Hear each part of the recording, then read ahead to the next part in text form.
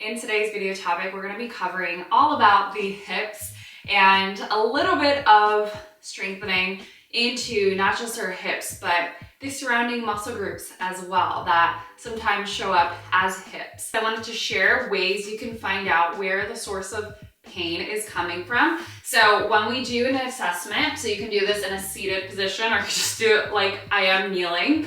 I'm a little weird like that, I do it on the floor, but we're gonna go ahead and come into a extension for the spine.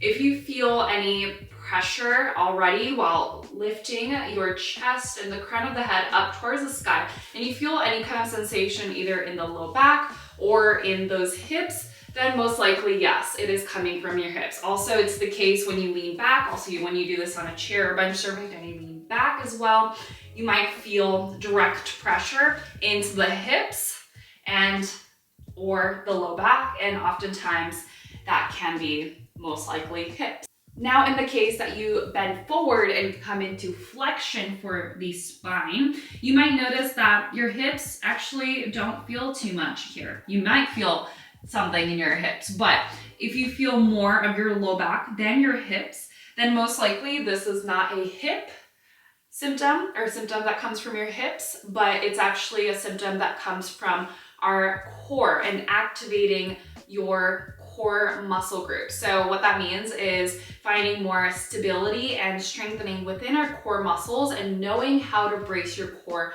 properly and effectively.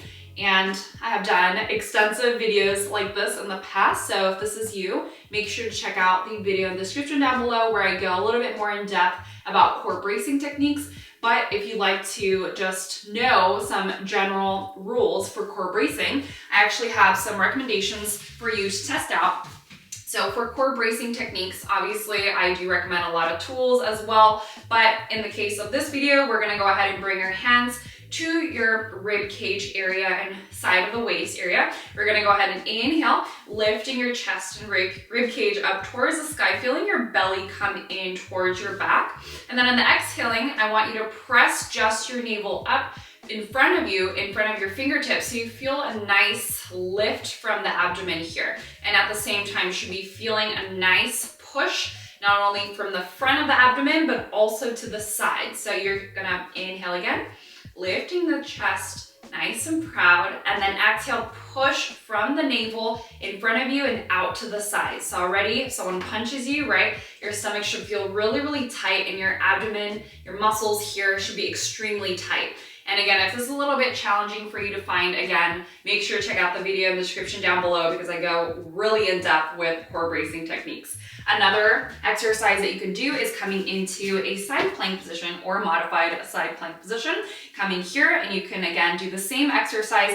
Inhale here, lifting the chest nice and proud, rib cage comes up, and then exhale, pushing your navel out in front of you and to the side. And you're gonna feel your lateral core waistline bracing here. So that is the proper technique to feel a fast and effective way to feel your core bracing techniques and whether you're breathing properly. And that should alleviate symptoms for low back pain that can be related to also hip pain. But going back into hips directly, we're gonna start with some PNF rolling techniques. So again, you can use either roller balls or a foam roller. Whichever one is gonna do the same exact thing. It might look slightly different, but generally the same movements. From here, we're gonna roll into our hip flexors today.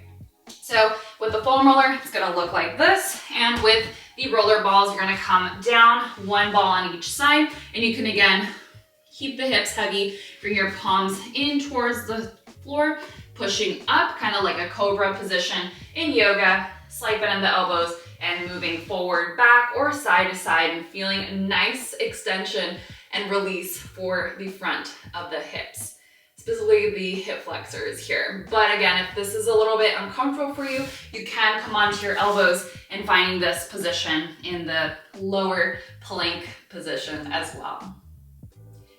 As I say in all of my videos, make sure to hold PNF stretching techniques for a minimum of 30 seconds and upwards towards 90 seconds so that the fascia can release and blood flow will effectively come into our areas that we are going to be working on today. Another one for the hips that I really love is going to be if you're using the roller balls, 2 on one side and coming into this half frog position where your knees are slightly bent. And again, you can adjust your knee up or down depending on where you feel the most intense position for your hips. And again, your hands can be in a staggered position, meaning the same side arm is in a palm extension, and then the opposite hand is in a 90-degree flexion on the floor. And from here, if you do have the capacity to lift that bottom leg off of the floor while keeping the knee heavy here, lift it up on the exhalation, and then inhale again to hover the leg off the floor. This also gets into your hip mobility, right? And also your glute activation here as well. But again, no worries at all if this is a little bit too much today and this is your first time doing it, just feel free to keep the leg nice and low and just hold it here. Once you complete the PNF techniques, we're gonna go ahead and come out of the roller balls and the foam roller. We're gonna start with hip airplane. So we're gonna start with your affected side, and we're gonna go ahead and lift the leg up into flexion. We're gonna hold here. Make sure your spine is nice and neutral. Your eye gaze is just above your fingertips here. We're gonna inhale at the bottom and then exhaling to rotate from your hips here. Open your hips to the side without dramatically shifting your leg up or moving your torso or your upper body. Hold for a second in the outward position and then bring it nice and back into neutral for your hips. So again, you can do this one either in this position, like I'm showing here in 4-point stance, or again, you can do this against a wall here and do it in standing position as well. Open through the hips and back into neutral right here. For all strengthening exercises, starting with 8 reps, working towards 10 reps, and again, doing 1 cycle through all these strengthening exercises or working up towards 2 rounds and upwards towards 3 rounds. For the next one, we're gonna be coming into some squat techniques.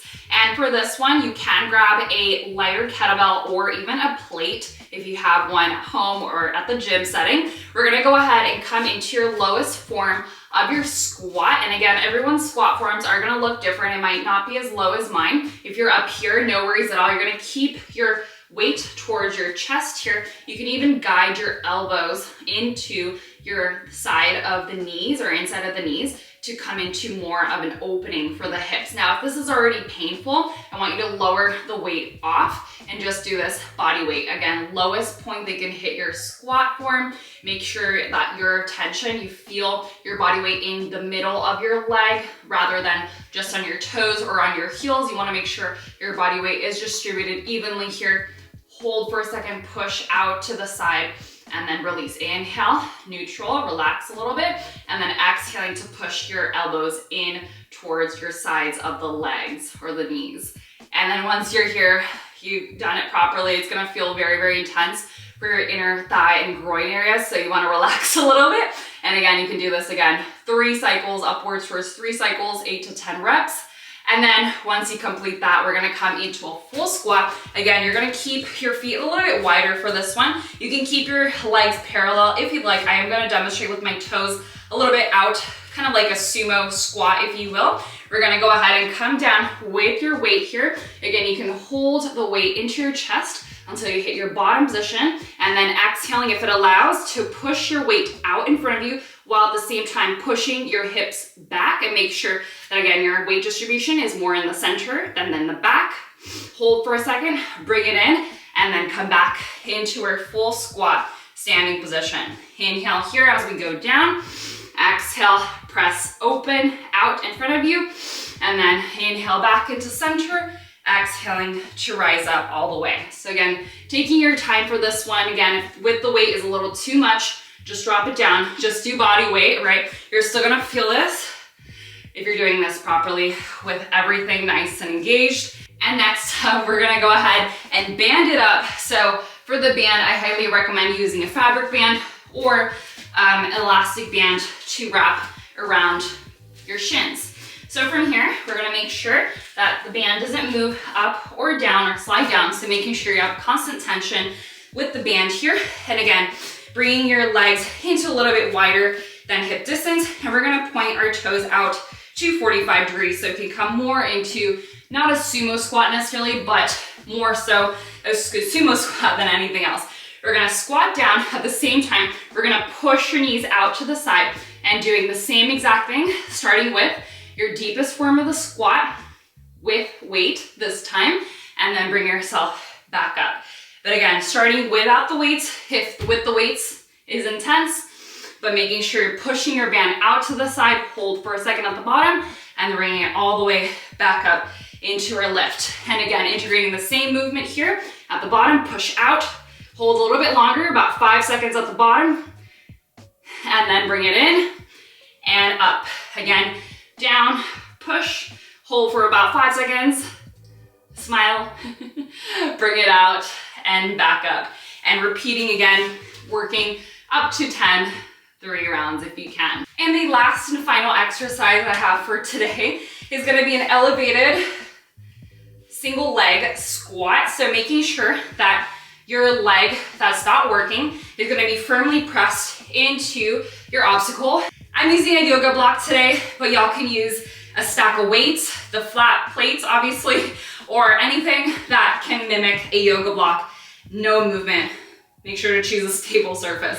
From here, we're gonna go ahead and keep your hips into a nice parallel position. Notice that it's also challenging your balance and proprioception. We're gonna flex your bottom foot, that's gonna be working here. And we're gonna be leaning your hip just slightly back, slight bend into the front knee.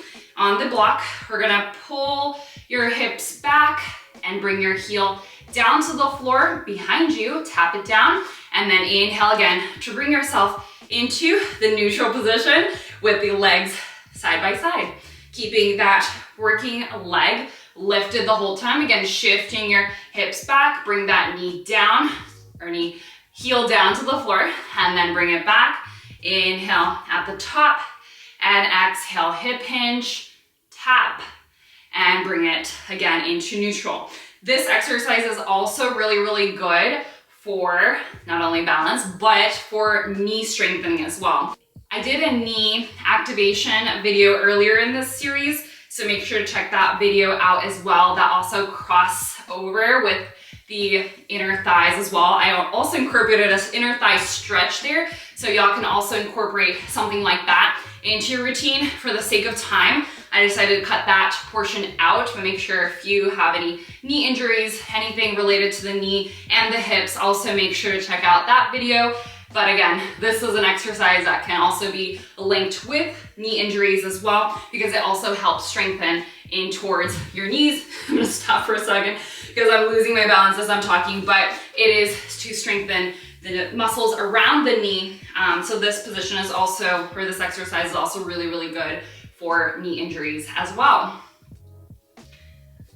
All right, well, that is it for this video today. I hope that y'all enjoyed it. And until the next one, have a wonderful day. Bye, y'all.